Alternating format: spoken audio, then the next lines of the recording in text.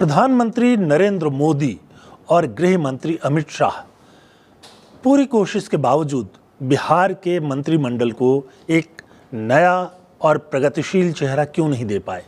ये सवाल आज बिहार में बड़े पैमाने पर पूछा जा रहा है।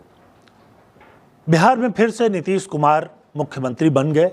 ये बीजेपी की मजबूरी हो सकती है या है भी।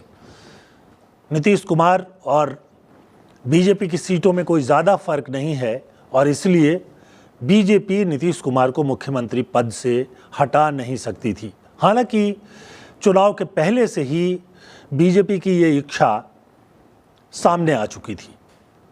चुनाव से बहुत पहले यानी मतदान से बहुत पहले गृह मंत्री अमित शाह ने जब कहा था कि मुख्यमंत्री का चुनाव चुने हुए विधायक करेंगे, विधानमंडल दल करेगा, तब उनकी जो इच्छा थी वो सामने आ गई थी। और संभवतः ये बयान इसलिए आया था कि शायद उनको उम्मीद हो कि 2020 के तरह के चुनाव परिणाम होंगे जिसमें बीजेपी को 74 सीटें मिली थी और जेडीयू को मात्र 43 सीटें। लेकिन इस बार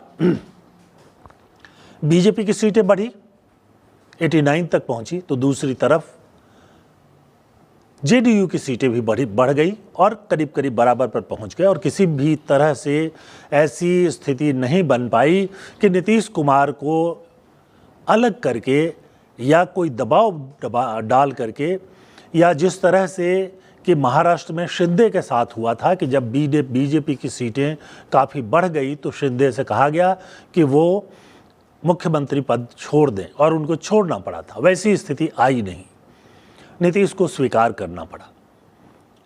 लेकिन उसके बाद भी बीजेपी के सामने एक बड़ा मौका था कि वो अपने मंत्रियों के रूप में नए ऐसे चेहरे को सामने लाए जो बिहार को एक नया गतिशील सरकार दे सकते हो। पर हुआ नहीं। बीजेपी ने कुल मिलाकर अपने पुराने चेहरों को फिर से मंत्रिमंडल में जगह दे दी। बिहार में 26 मंत्री बनाए गए हैं, इनमें से 14 जो हैं वो बीजेपी के हैं। और सबसे महत्वपूर्ण बात यह है कि दोनों के दोनों उप मुख्यमंत्री यानी सम्राट चौधरी अपने पद पर फिर से वापस आ गए हैं। और इसके साथ साथ अगर आप देखें तो बिहार की सरकार में जो मंत्री हैं वो भी सम्राट चौधरी के अलावा जो दूसरे उप मुख्यमंत्री थे वो भी आ गए हैं। और बिहार प्रदेश के अध्यक्ष दिलीप जायसवाल को इस बार मंत्रिमंडल में शामिल कर लिया गया है। अब ये भी एक ऐसी बात है जिसको आम तौर पर समझना बहुत मुश्किल है। दिलीप जायसवाल पर कई आरोप हैं और चुनाव के पहले प्रशांत किशोर ने जिन 3 मंत्रियों और एक प्रमुख नेता के रूप के ऊपर बार बार आरोप लगाए थे उसमें दिलीप जायसवाल भी है।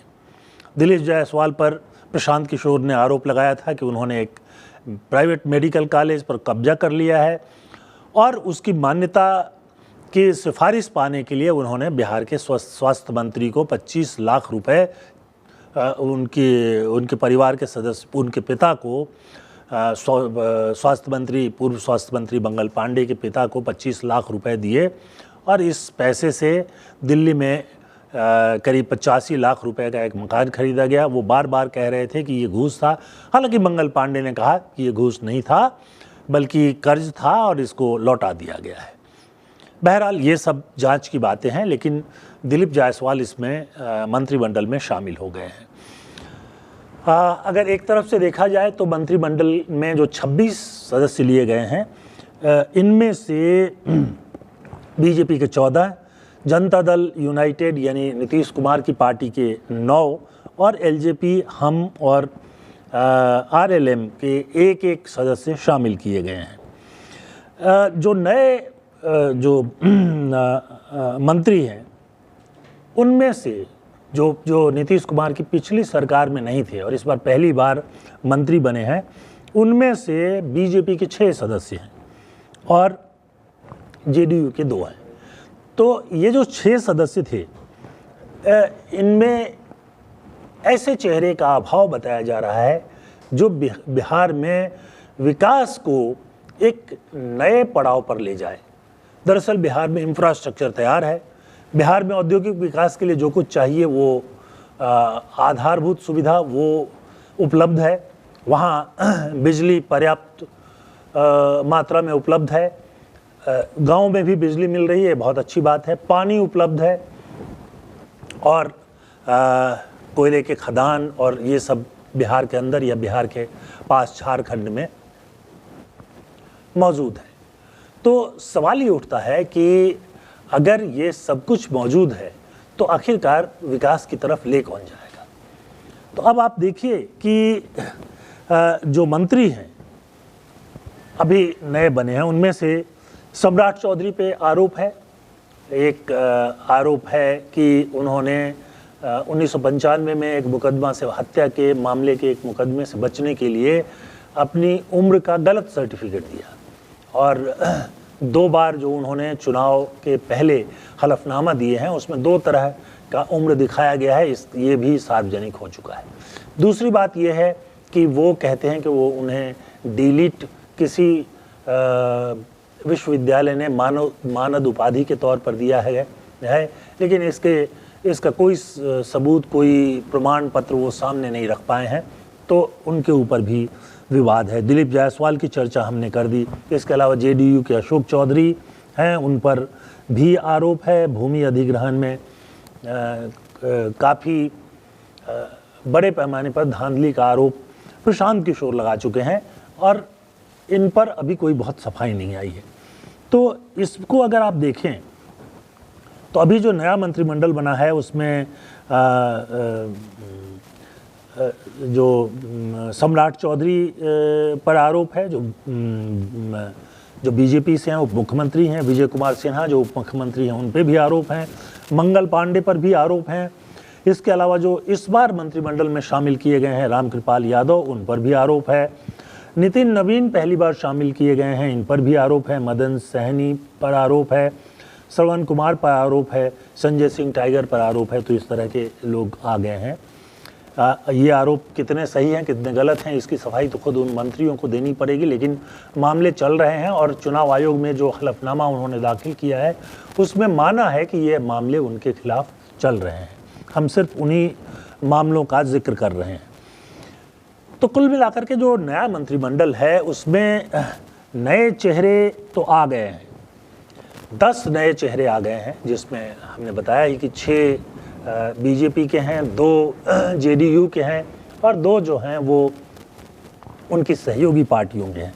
इसके बावजूद जो मंत्रिमंडल है उसमें वो तेवर दिखाई नहीं दे रहा है जो प्रमुख मांग चुनाव के पहले से रही है, जिसको विपक्ष उठाता रहा है कि बिहार का औद्योगिकरण होना चाहिए ताकि लोगों को बिहार के भीतर ही रोजगार मिल सके और मजदूरी के लिए उनको देश के अनेक भागों में नहीं जाना पड़े और अपमानित नहीं होना पड़े, परेशान नहीं होना पड़े।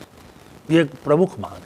इसके बाद शिक्षा की ऐसी व्यवस्था हो कि जो बिहार के छात्र उच्च शिक्षा के लिए या यहाँ तक कि हाई स्कूल की शिक्षा के लिए बाहर जाते हैं उनको जाना नहीं पड़े।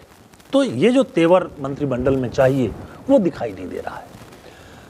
ये उम्मीद की जा रही थी कि बीजेपी को सबसे बड़ी सफलता इस बार मिली है। 89 तक उनकी सीटें पहुंच चुकी हैं। 101 सीटों पर वो लड़े थे और उसमें 89 पर जीत की बहुत बड़ी जीत है। उसके अलावा अगर एनडीए को देखें तो कुल मिलाकर 202 सीटें, 243 में से 202 सीटें एनडीए को मिली हैं और ये बताता है कि जनता ने उनको पूरा विश्वास दिया है। अब इस पूरे विश्वास के बाद जो बिहार की प्रमुख समस्याएं हैं उनका हल कैसे होगा। बिहार में समस्या है रोजगार और रोजगार नहीं मिलने के कारण होता है पलायन। आपने सुना होगा कि जो प्रमुख पर्व त्यौहार हैं उस समय सैकड़ों की संख्या में दूसरे राज्यों से रेलगाड़ियां चलाई जाती हैं ताकि बिहार में लोगों को पहुंचाया जा सके। तो ये कैसे रुकेगा। छात्र जो हैं बाहर जाते हैं पढ़ने के लिए, ये कैसे रुकेगा।